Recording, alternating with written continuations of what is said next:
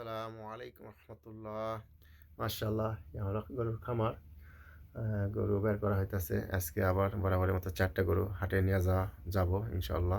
এই তো আমার 1 নম্বর গরু, সেটা বের করলাম। এটা হইতেছে 2 নম্বর আর কি। আলহামদুলিল্লাহ, অনেক গর্দনশীল আসছে। তো মাশাল্লাহ, আল্লাহর কাছে দরবার লাখো কোটি শুক্রিয়া আর কি। এটা হচ্ছে 3 নম্বর গরু। তো যারা গরু পালতে চাচ্ছেন, ক্রোধ জাতের গরু নেবেন। আমার যে গরু কোয়ালিটি, এই গরু ঠিক। এটা হচ্ছে 3 নম্বর গরু, ঠিক আছে। এই তো এটা মাশাআল্লাহ, এটা গরু ভালোই হয়েছে 2 মাস 10 দিনে, আল্লাহর কাছে শুক্রিয়া। এটা হচ্ছে 4 নম্বর গরু। তো যারা গরু পালবেন, আপনারা বুঝে শুনে গরু নেবেন। সে গরু কিনলে কিন্তু লাভ হয় না। ক্রোধ জাতের গরু পালতে হবে। তো আশা করি সবাই বুঝতে পারছেন, ঠিক আছে।